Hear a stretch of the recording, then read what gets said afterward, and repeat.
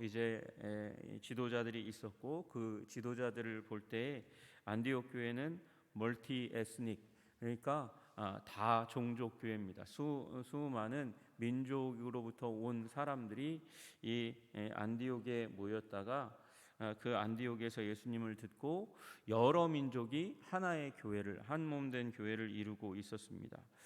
우리 지도자의 면모만 보아도 바로 그런 이 다 종족 교회의 특징을 잘 알 수 있습니다. 그리고 다 종족 교회가 우리 많은 민족으로부터 와서 하나의 교회를 이루고 있는 우리가 어떻게 여러 민족, 우리가 출신지에 있는 그 도시들, 그 민족들을 섬길 수 있을까 기도하다가, 고민하면서 금식하면서 기도하다가 사람을 따로 세워서 보내자, 그렇게 보내어서 위로를 잘하는 사람들을 잘 격려하는 사람 바나바, 그리고 말씀을 잘 전하는 사람 바울을 택해서 그를 보내었고, 먼저 간 곳이 다름 아니라 바나바의 고향이었던 구브로였다, 그렇게 말씀드렸습니다.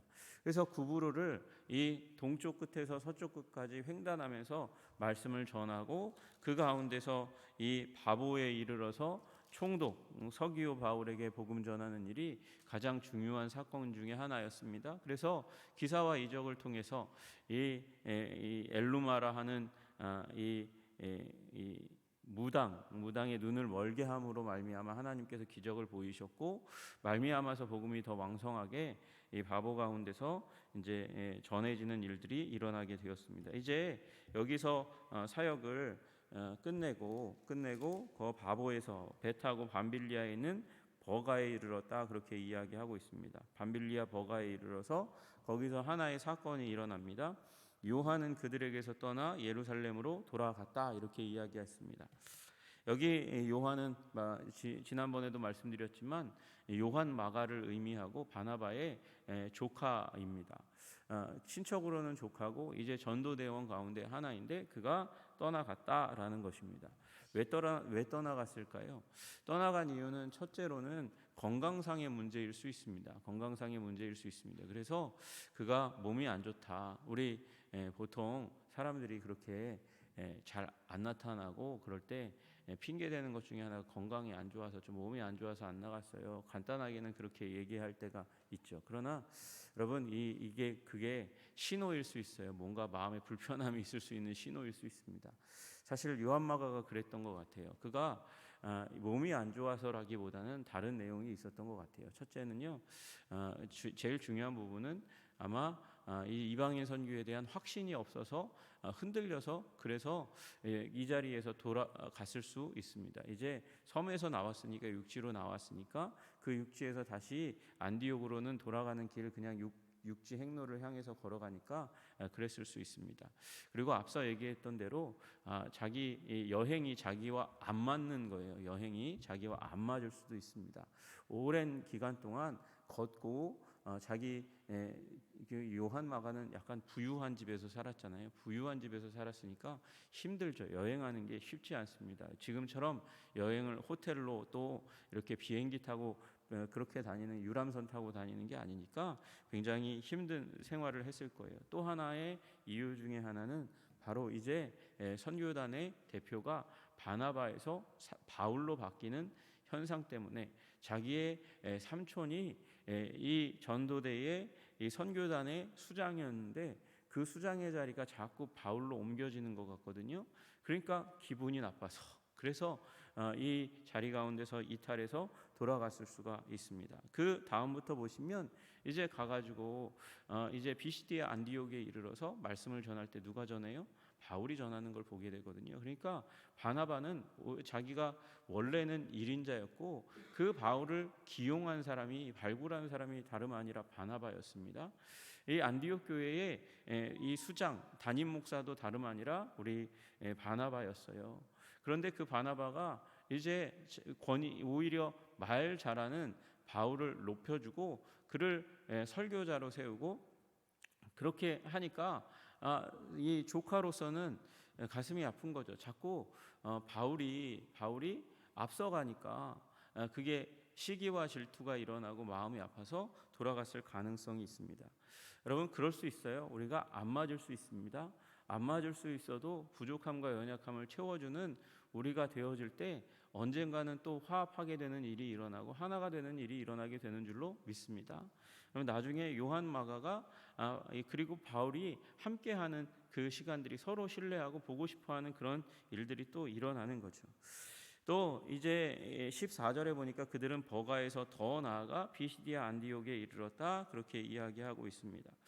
여러분, 비시디아 안디옥 그러면 여기 우리 처음에 13장에 나와 있는 이 안디옥과는 구분할 수 있어야 하는 거죠.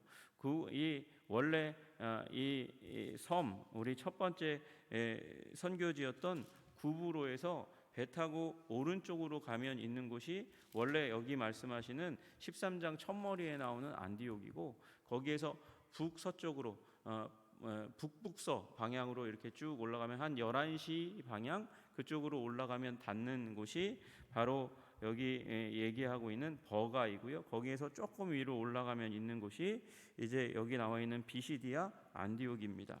비시디아 안디옥은 안디옥이라는 도시가 있고 비시디아라는 지역이 있는 거예요. 그러니까 비시디아 지역 안에 안디옥이 있는 거죠.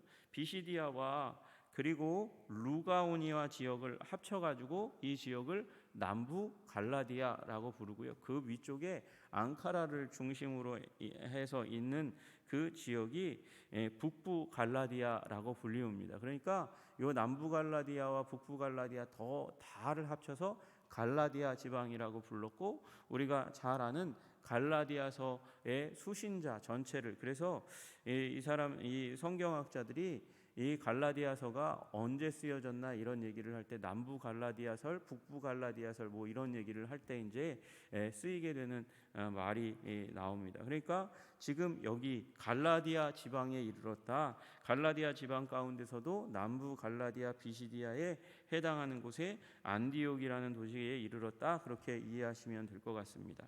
그들이 가서 이제 선교 여행하러 온 거잖아요. 선교가 목적이에요. 여행이 목적이 아니고 선교가 목적입니다. 그래서 어디로 들어갔나? 안식일에 회당에 들어갔습니다. 안식일에 회당에 들어갔습니다. 그러니까 바울 선교단의 선교의 전략은 회당에 들어가서 거기에서 말할 기회를, 수훈의 설교자들, 수훈의 전도자들이 있으니까 그들 가운데 이제 초청해서 말씀을 듣는 시간이 있어요. 그래서 회당에 들어가 앉으니까 율법과 선지자의 글을 읽은 후에 누가 회당장들이니까 여러 사람이죠. 그러니까 우리로 얘기하면 교회에 목사와 장로, 당회를 얘기하는 거예요. 여기 회당장들, 요 회당을 이끌어가는 리더십 그룹에서 이제 결정을 내려서 이 사람을 보내어 물어 이르되 형제들아, 회당장들이 사람을 보내어 물어 이르되 형제들아, 만일 백성을 권할 말이 있거든 말하라. 그러니까 바나바와 바울의 무리 가운데 이 순회에서 오신 분들한테 얘기한 거죠. 말씀하실 게 있으면 말씀해 주십시오. 여러분, 여기서 우리가 깨달아 알아야 되는 사실 가운데 하나는 바울과 바나바가 처음이 아니라는 거예요. 처음이 아니라는 거예요. 이렇게 순회하면서 하나님의 말씀을 전하는 사람들이 처음이 아니라는 거예요. 그러면 목사님, 여기 예수님의 복음에 대해서 전하던 사람이 바울과 바나바 말고 또 있다는 얘기입니까? 그 얘기가 아니고 유대의 사두개인과 바리새인들 가운데서 이미 순회하면서 여행할 때에는 당연히 안식일을 지켜야 되죠. 안식일을 지킬 때 그들 가운데는 여행객도 있고 또 로마 제국 가운데서 이제 공무를 맡아 하는 사람들도 있으니까 그들도 다른 도시로 갈 때가 있단 말이에요. 그러면 다른 도시에 갔을 때는 예배를 쉬는 게 아니에요. 회당에 들리는 거예요. 회당에 들리는데 이 유대의 남자들은 모두가 다 하나님의 말씀에 대해서 해석할 권한이 있어요. 그런데 이렇게 순회에서 올 때에 자신 없는 사람은 빠지고 그렇게 청해서 말씀을 전할 기회가 있으면 말씀을 전하는 것이 유대의 전통이에요. 그래서 유대인들이 그렇게 이미 했다는 거예요. 사도 바울과 바나바가 아주 특이한 구조를 만든 게 아니라 유대인들이 원래 그렇게 했던 것을 차용해서 우리도 그렇게 회당에 가서 회당을 중심으로 해서 말씀을 전하면 탁월하게 선교의 전략이 짜지고 복음이 편만하게 되겠구나, 그렇게 깨달아 안 것이죠. 그리고 바울이 일어나서 그들에게 나가서 말씀을 전하기 시작합니다. 여러분, 첫머리가 무엇입니까? 바울이 일어나 손짓하며 말하되 이스라엘 사람들과 및 하나님을 경외하는 사람들아 들으라, 이렇게 이야기합니다.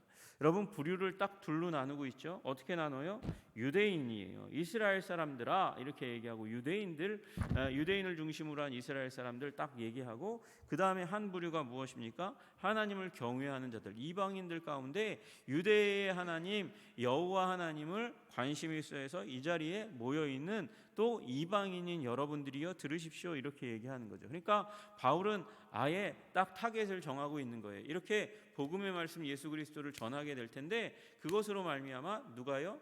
이 이스라엘 가운데서도 반응을 해서 나오는 자들이 있을 것이고, 또 아직 유대교를 개종하지 않았던, 그러나 이방인 가운데 하나님에 대해서 관심이 있어서 여기 모여있는 유대인들 가까이에 모여있는 이방인들 가운데서도 이 복음의 말씀을 듣고 반응해서 주님께 나올 사람들이 있겠다, 타겟팅을 하고 말씀을 전하는 것이죠. 16절뿐만 아니라 26절에도 마찬가지예요. 형제들아, 아브라함의 후손과 너희 중 하나님을 경외하는 사람들아, 딱 얘기하잖아요. 아브라함의 후손, 그리고 너희 중 하나님을 경외하는 사람들.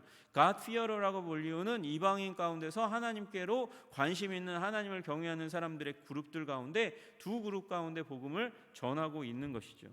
여러분, 그 말씀을 전하는 가운데 여러분, 우리는 사도 바울이 어떤 사람으로 익숙합니까?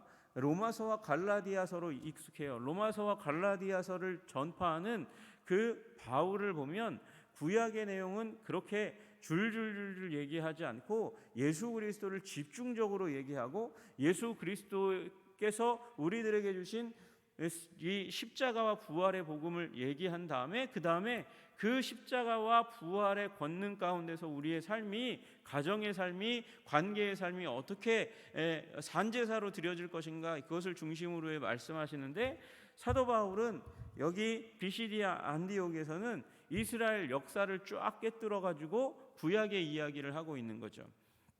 여러분, 그러니까 로마서와 갈라디아서를 잘 풀려면 이 구약 성경을 제대로 알아야 하는 거예요. 여러분, 그것을 위해서 하나님께서 바울을 준비시키셨던 것이죠. 여러분, 여기 지금 바울이 어떻게 단시간 내에 이 바나바라는 탁월한 사람, 여러분 인덕이 있고 덕망이 있으니까 사람들에게 두루두루 존경을 받아요. 여러분, 우리 어릴 때에는 재능이 있는 사람이 좋잖아요. 그래가지고 말 잘하는 사람을 좋아해요. 모임에 가서도 유머로 회중을 이끌어가는 사람들을 좋아하죠. 설교자도 기가 막히게 말 잘하는 사람이 있으면 그것만 쏙쏙 들어요. 그런데 시간이 지나다 보면 말은 한계가 있다는 걸 알게 되는 거죠. 말이 한계가 있어요. 오히려 인품과 덕망이 있는 사람, 마음이 넓은 사람을 좋아하잖아요. 그러니까 바나바를 더 좋아하는 게 우리의 귀결인데, 바나바가 아니라 바울이 쓰임받게 되는 거예요. 왜 그렇습니까? 바울이 준비되었기 때문에 그런 것이죠. 어떻게 준비되었습니까? 여러분, 이 지금 지역은 어디입니까? 지금 이방 지역이에요. 헬라어를 말하는 지역이에요. 바울이 아마도 더 섬세하고 강력한 헬라어를 사용할 수 있는 사람이기 때문에 그럴 것입니다. 하나님께서 그를 왜 전도자로, 선교사로 강력하게 사용하셨는가? 당시의 시대가 어떤 시대입니까? 로마 제국 시대예요. 로마 제국은 로마지만 그러나 그 안의 문화는 그리스 문화예요. 그레코 로만 문화니까 이 알렉산더 대왕이 세워놓은 이 헬라 제국 위에 로마 제국이 세워진 거거든요. 그러니까 그 땅의 모든 공식적인 언어는 그리스어예요. 그리스어고, 그 땅에서 이 로마 제국적으로 쓰이는 문서를 만들려면 헬라어로 글을 써야 되는 거예요. 여러분, 그런데 이 바울이 헬라 지역에서 태어나서 자라난 히브리파가 아니라 헬라파 그리스도인인 거죠. 유대인인 거죠. 그러니까 헬라어를 기가 막히게 잘 쓰는 사람이에요. 아마 여러분 언어도 마찬가지예요. 한국말 똑같이 쓰는데 한국말을 잘 쓰는 사람이 있잖아요. 훨씬 더 잘 쓰는 사람이 있단 말이에요. 그러니까 바울이 복음을 이 헤브라이즘에 속한 그 하나님의 복음을 헬라어로 전하는데 더 섬세하고 강력하게 전할 수 있는 문체와 언어의 능력이 있기 때문에 하나님께서 그를 사용하시는 것이죠. 또한 더불어서 하나님께서 바울을 사용하시는 이유 중에 하나는 그가 유대 율법에 정통한 사람이었기 때문에 그렇습니다. 유대 율법에 정통하다는 것은 구약 성경에 정통하다는 거죠. 여러분, 그가 어떻게 구약 성경에 정통한 사람이 될 수 있었습니까? 그가 이방 도시 가운데 태어났지만 이 예루살렘에 와서 가말리엘 문화에서 바리새인 중에 바리새인들의 이 정통 학파 중에 하나 손꼽히는 아주 유력한 학파인 가말리엘 문화에서 율법을 배우면서 이 하나님의 말씀에 정통한 사람으로 성장해 가는 거예요. 그리고 그것으로 끝나면 유대주의자로서도 강력하게 쓰임 받을 수 있는데 하나님은 그것으로 만족하실 수 없는 거죠. 하나님께서 그를 만나 주셨어요. 우리 아시는 대로 그 핍박하기 위해서 사람들을 잡아서 그래서 예루살렘에 끌고 오기 위해서 다메섹으로 가는 그 길에 예수님께서 만나 주셨어요. 여러분, 예수님을 만나는 사건이 가장 위대한 하나님이 우리를 사명 가운데로 준비시키는 순간인 줄로 믿으시기를 주님의 이름으로 축복합니다. 여러분, 그래서 유대 율법주의자이고 헬라 언어에 능통한 열정적인 사람이었던, 그때도 하나님께 충성하기 위해서 그 일을 한 거잖아요.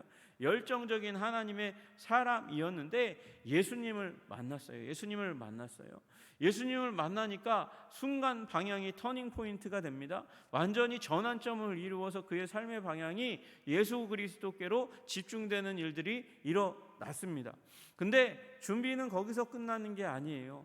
여러분, 어디에 있었습니까? 그가 아라비아 광야 가운데 있었고 또 은둔의 삶을 살았습니다. 그 시간 가운데 또한 개인적으로 준비해야 하는 것이죠.